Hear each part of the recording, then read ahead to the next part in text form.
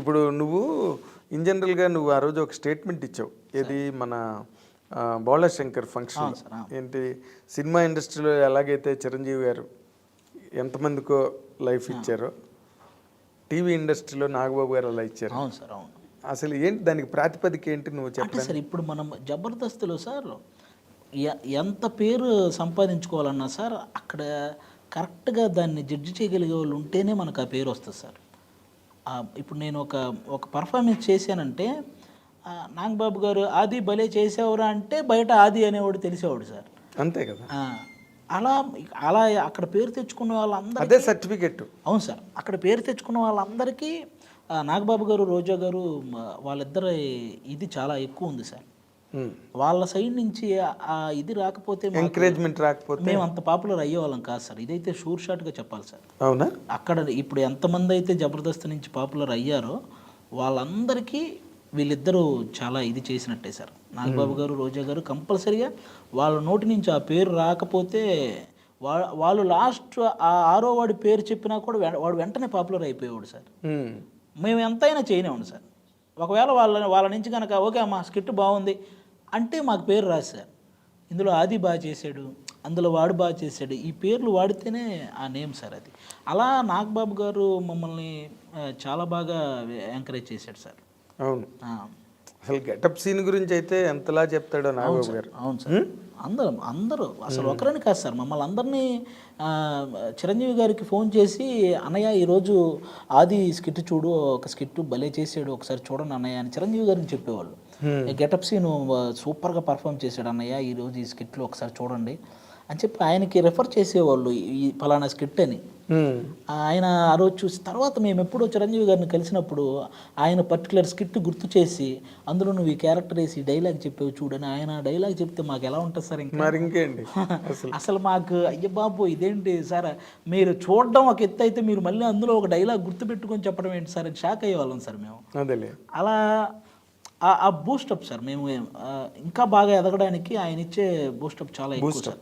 Even రోజా గారు కానీ ఆవిడ కూడా అంతే సార్, సూపర్గా. ఈ పక్కన బయట ఎన్ని రాజకీయాలు ఉన్నా సార్ వన్స్ సెట్కి వస్తే అవేమి ఉండవు సార్. మళ్ళీ అదే వాళ్ళ రాజకీయాలు అదంతా ఆ రంగం వేరు. అదే సార్ ఇప్పుడు బయట నేను జనసేనకు ఫుల్ సపోర్ట్ సార్. ఆవిడ బయట వేరే పార్టీ అయి ఉండొచ్చు కానీ వన్స్ సెట్కి వచ్చిన తర్వాత అసలు అవేమీ చూడరు సార్. ఆవిడ కూడా సెట్కి వస్తే నాకు హైపరాది స్కిట్ చేస్తున్నాడు, నేను హైపరాదిని బాగుంటే మెచ్చుకుంటాను, అది అంతే. అక్కడి వరకే. అంతే సార్, అక్కడి వరకే సార్. తన తాలూకా పొలిటికల్ ఐడియాలజీలు సెట్లో తీసుకురారు, ఎప్పుడూ లేదు. అందుకే అసలు మీ ప్రోగ్రామ్ పండడానికి కారణం ఏంటంటే ఆ ప్రోగ్రామ్ను ప్రోగ్రామ్గా మాత్రమే చేశారు. అవును సార్, అవును. అది చాలా గొప్ప విషయం. 11th years running sir. ఇప్పుడు 10 years అయిపోయినాయి సార్. మామూలు షో కాదు సార్. అది ఇండియాలోనే ఇంత లాంగెస్ట్ లేదు కదా. బ్రేకులతో చేస్తారు సార్, ఒక సీజన్ బ్రేక్ మళ్ళీ ఇంకో సీజన్ అట్లా చేస్తారు సార్. ఇలా రన్నింగ్ షో ఇంతవరకు లేదు సార్. ఇప్పుడు నార్మల్గా నువ్వు దానికి మంచి లైఫ్ ఇచ్చావు, నీ ముందు ఎవరో లైఫ్ ఇచ్చారు జబర్దస్త్కి. అవును సార్. నువ్వు ఇప్పుడేమో సినిమా యాక్టర్గా బిజీ అయిపోయావు, కాల్ షీట్లు ఇస్తున్నావు వాళ్ళకి. అదే సార్, నేను జబర్దస్త్ ప్రజెంట్ చేయట్లేదు సార్. నేను శ్రీదేవి డ్రామా కంపెనీ ఇవి 2 చేస్తున్నాను. జబర్దస్త్కి నేను కొంచెం నేనే ఈ సినిమాలు చేస్తున్నాను కదా అని చెప్పి కొంచెం బ్రేక్ ఇచ్చాను సార్. అదే మరి ఎందుకంటే మళ్ళీ నేను ఆ కామెడీ అంతా అక్కడ ఇదంటే శ్రీదేవి ఏంటంటే స్పాంటేనియస్గా వెళ్ళే ఫ్లో సార్. అది స్క్రిప్టెడ్ కాదు సార్. ఈ జబర్దస్త్ అంటే నేను మైండ్ వర్క్ చేయాలి, నేనే స్క్రిప్ట్ రాయాలి, నేనే అందరినీ ప్రాక్టీస్ చేయించాలి. ఇది ఆల్మోస్ట్ ఒక 4 days టైం తీసుకుంటా సార్. అది అంటే ఒక వారంలో 4 days దాన్ని కేటాయించాలి సార్. ఎందుకంటే నేను ప్రాక్టీస్ చేయించాలి, మళ్ళీ నేనే కూర్చొని రాసుకోవాలి, వీళ్ళందరినీ స్టేజ్ ఎక్కే వరకు నాకు ఆ టెన్షన్ ఉంటుంది సార్. అది పర్ఫెక్ట్గా వచ్చే వరకు. అదొకటైతే రెమ్యూనరేటివ్ అది, అంటే మీరు పడే కష్టానికి తగ్గట్టు ఉంటుంది సార్ కంపల్సరీ. అవునా? మన టాలెంట్కి తగ్గట్టు మనకు వచ్చే వ్యూవర్షిప్కి తగ్గట్టు పేమెంట్స్ ఉంటాయి సార్. అది వ్యూవర్షిప్కి తగ్గట్టుగా ఇస్తారా మీకు? అంతే సార్, మ్యాక్సిమం అంటే దాన్ని బట్టే మనం డిమాండ్ చేయగలం సార్. ఎగ్జాక్ట్లీ. ఎక్కువ మంది చూస్తే దాని డిమాండ్ వేరేగా, లేకపోతే అడగాలంటే మనకే సిగ్గుగా ఉంటుంది సార్. ఈ మనకు వచ్చే ఇదికి మనం వెళ్ళి వాళ్ళని పెంచమని అడగగలమా సార్ అని ఇది ఉంటుంది సార్. అందుకే బాగా చేసే మనం డబ్బులు అడుగుతాం సార్. ఇప్పుడు అదే మనం ఏదో ఒకటి చేసేసి చేస్తున్నాం కదా అని ఇవ్వమని అడగలేము సార్ అసలు. నువ్వు హైయెస్ట్ డిమాండ్లోకి వెళ్ళావా? కంపల్సరీ మనకు వచ్చే వ్యూవర్షిప్కి నేను ఎక్కువే తీసుకుంటాను. అదే లేకపోతే పొలాలు గట్ట ఎక్కడ కొంటావు అంతేనా? అదొకటే సార్. మనము బేసిక్గా మాకు బయట ఈవెంట్స్ కూడా ఉంటాయి సార్. బయట మేము టీమ్ లీడర్గా చేస్తున్న టైంలో మా అందరికీ బయట ఈవెంట్స్ కూడా కొంచెం గట్టిగానే వచ్చేవి సార్. అవునా, వెరీ నైస్. అయితే మీకు జబర్దస్త్గా హెల్ప్ అయింది. అంతే, చాలా సార్. ఈటీవీ మల్లెమాల వాళ్ళిద్దరికీ ఎప్పటికీ రుణపడి ఉండే ఇది సార్ మా అందరిది.